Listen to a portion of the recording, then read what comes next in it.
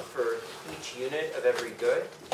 And this sort of makes sense because in a competitive market, that's what you'd expect to happen, right? If anyone offers a higher, tries to charge a higher price, no one's going to be willing to pay that. And so it makes a lot of sense that everyone would pay the same price for a given unit, right? But this is just a lot less obvious when it comes to a monopoly. The monopoly is choosing prices based on what it thinks people are willing to pay. So there's no obvious reason why they'd be charging the same price to everybody. And today we're going to explore lots of different ways that a monopolist can price.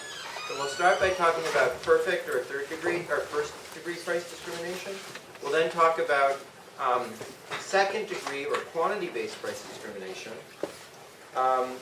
As well, this can also be based on quality of the goods, not just the quantity. There's also going to be third degree or identity-based price discrimination, as well as some other common forms of price discrimination that don't fall so cleanly into any of these categories. We'll then talk about some policy applications, such as when price discrimination is harmful or beneficial, as well as the role that price discrimination plays in taxation and other social policies. So, first degree price discrimination is ideal in what sense, Navtej? Navtej here? Navtej saying? No? Okay. So, the idea is you charge every person a different price. And you charge them a different price for each unit that you sell them. Right? So, for every unit that you sell to every person, you charge them exactly how much they're willing to pay for that unit. And because this exactly matches everyone's willingness to pay, you're able to capture the full consumer surplus. Because you're charging each consumer for each unit exactly how much they're willing to pay for that unit. And we almost never see anything like this happening in the real world. It's more of a theoretical benchmark, but there are some things we see that are a little bit like it. So one thing is that if you go to a market and you haggle with a really competent bargainer, he'll usually figure out pretty close to what you're willing to pay, and he'll charge you that. Car salesmen are quite good at doing that as well, right? The internet allows for some amount of this personalized pricing. So many internet sites track everything you've bought and everything you've done on the internet, and they use that to figure out pretty darn precisely how much you're willing to pay, and then they can just show you on your screen the price that they think you're willing to pay and charge you that. CVS, similarly, I don't know how many people here use CVS, but they have a very elaborate coupon system if you have their extra care card, where they track everything that you do. Every purchase you make, every time you swipe your card at the store, etc., and they use that to try to come up with a model of how much you're going to be willing to pay for different things, and they offer you very personalized coupons based on it. So the best, this first degree price discrimination is the best the monopolist can possibly do. In other words, he extracts all of the consumer's willingness to pay. That's the maximum profit he could possibly make. And so companies are always going to be looking for ways to price discriminate better to get closer to first degree price discrimination. On the other hand, this is terrible for consumers, right? Because they get all their surplus taken away. They don't get anything. Everything they're willing to pay is captured by the monopoly. So it's really good for the monopoly. It's really bad for consumers. And Edward, what is the total social value associated with this? Is it good or bad from a society's perspective? I don't know, I guess would it even out with the gain for the producer and surplus? Well, compared to a normal monopoly, is it going to be better or worse? I guess worse for society. Consuming for the surplus? So no, actually. Does anyone else have a... Okay, go ahead. It gets better because you're able to get every single, you're able to produce up to price equals to marginal cost. That's exactly right. So it's going to be very attractive along that dimension and very attractive along many dimensions, actually. So just so we can see that,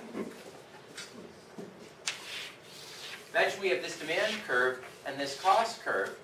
Usually the monopolist would, have some dead weight loss, like there or something, But here, he's going to be able to capture all that value, and all that value, and all that value.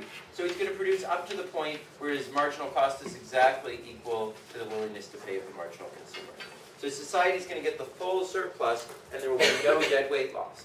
And the basic reason for that is that, in fact, it's as efficient as perfect competition, because every consumer who is willing to pay more than the cost is going to be produced for, and because the firm can charge them exactly what they're willing to pay, and so this makes everything just perfectly efficient, right? The monopolist takes into account everything that people are willing to pay. There's absolutely no distortion. The reason why it works so well is that think about what was the fundamental cause of the monopoly problem. It was that the monopolist has this trade-off. He'd like to charge more to the inframarginal people. But in order to do that, he also has to charge a higher price than the marginal people and exclude them from the market. That's inefficient, but he would like to avoid that if he could. He'd really like to charge a really high price to the inframarginal people while still charging a low price to the marginal people, right? And when he can perfectly price discriminate, he no longer has this dilemma. And so there's no distortion that he has to create.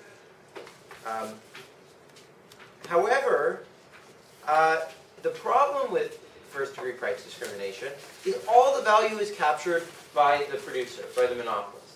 Nothing is left for the consumers, and this can raise important distributive problems if we don't value the profit that the company makes as much as the value that the consumers get. And this is what makes price discrimination often quite unpopular with the public. But given that it's more efficient, it seems like there should be some way to do the first-degree price discrimination and then get the profits away from the monopolist, right? And economists often advocate this. They often are very supportive of price discrimination, but then also of ways of trying to take the profits that the monopolist is making and redistribute them to consumers. So one way that this can be done is there can be competition to become the monopolist. There can be bidding for the right to be the monopolist who can then third-degree price discriminate. So this can be like a government auction, for example. Another thing you could do is you could tax the monopolist's profits, right? And then you can redistribute them as you please. Or you could have a labor union that bargains with the monopolist and tries to raise wages higher and take the money away from them. Now, none of these solutions is nearly as perfect as it sounds because all of them rely on somebody other than this monopolist knowing what the value in the market is. So, for example, bidding for the right to be the monopolist requires that not just the one monopolist knows what the value is, but also there's somebody else who can compete with him. The profit tax relies on the government being able to figure out how big the profits are. And the labor unions require that the labor unions realize what the profits are. And often we know that that's not the case. I don't know if any of you guys have been following the NBA negotiations, but if the labor union for the NBA knew exactly how much profits the owners were making, everything would be very simple. But they don't. And so there's all this haggling over, well, I claim your profits are this, and well, no, they're not, and and so forth, right? So we know that none of these things work perfectly, but it's really hard to observe exactly what the profits of the relevant firm are. There also may be benefits to not trying to take all those profits and actually leaving them to the company, because this allows them to capture the value associated with it. And if the company has done something to deserve that, like they've created a new market that then generates all this value, you may actually want them to capture a lot of that value to incentivize them to create the market in the first place. And we'll talk about that in lecture 13. But sort of what I mean for you guys to get out of this discussion of first-degree price discrimination is not that first-degree price discrimination is very realistic or that it's something we expect in the world, but rather that these basic lessons from first-degree price discrimination apply to lots of other forms of price discrimination. That is, in general, they're going to be more efficient, but they're going to redistribute resources from consumers to producers. And we may want to use some technique like this to try to undo some of that and give some money back to consumers while still maintaining the efficiency of the price discrimination. Okay. Now, whatever merits first-degree price discrimination has, or problems, it's often very difficult to implement in practice. We almost never see companies actually doing this. And Patrick, Weyl, what do you think some reasons why it's hard to implement first-degree price discrimination are? It's hard to go from individual to individual, so stuff like menu costs or just changing your prices online for every individual is really difficult to do. Yeah, so there might just be administrative costs, right? It might just be hard to be giving all the quotes of different prices to different consumers, and even if you could, consumers might get really confused because they don't know what price to expect, they don't know whether to visit your website, et cetera, et cetera. Some people might also just think it's unfair that different people pay different prices, right? And this can alienate consumers and hurt you in the long term. Another huge problem is that, imagine that, I try to charge a lower price to Maria than I want to charge to Monica, right? Then Maria might buy the thing and sell it to Monica, right? So that would undermine any attempt to do this. And this is a real problem in practice. So when, sorry, the discussion of this later. Oh yeah, okay. So I'll just leave that to later. Okay, so then a final reason is it's just really hard to figure out what different people are willing to pay. Like, how do I know exactly how much you are willing to pay or someone else is willing to pay for a product, right? And I think that's the most fundamental problem. In some sense, the problem of Maria buying for Monica is really that Maria is willing to pay as much as Monica is willing to pay secretly, right? And I don't know that, And so most of the barriers to first-degree price discrimination come from the monopolist not knowing all the things that he or she needs to know. And so we can therefore think of the whole monopoly distortion, all the loss from monopoly, as really coming from the fact that the monopolist doesn't know how much different people are willing to pay. If he did, there would be no monopoly distortion. So to see why these problems arise, it's useful to consider some particular cases.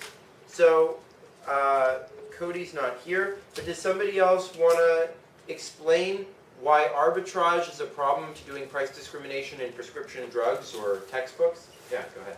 Well, for example of textbooks, most publishers offer international editions of books too, which aren't allowed to be sold legally in the US, but some people can buy them from international sellers anyway. How many people have bought one of those international textbooks on Amazon? Yeah. Okay, I promise I won't report you to the government. What's your name again? Sorry, Edgar. Edgar. Yeah, they're cheaper. Yeah, they're usually at a cheaper price than the US editions. That's right. So, and drug companies have a similar problem. So, like, one reason why there's so little availability of, like, AIDS drugs in Africa is because the AIDS drug producers make a lot of money in the United States selling them for high prices to wealthy people who have AIDS in the US. And if they tried to sell them cheap in Africa, then they might get re-imported to the United States, right? And that would be a big problem for them. And this is one reason why some people support not allowing re-importation to the United States, because that's precisely what it would allow cheap AIDS drugs to be made available to people in Africa.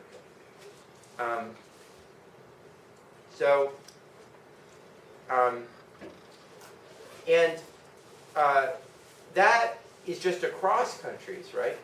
But imagine you tried to do perfect price discrimination, where every person within a country was given a different price for buying the textbook or a different price for buying the drug. It would be a total mess, right? I mean, it's already totally messed up when you try to do it in different countries, different prices, right? Another example that's a bit like this is related to credit cards. Justin? Yeah. What would happen if a store tried to charge different prices if you tried to use different types of credit cards at the store? Probably just start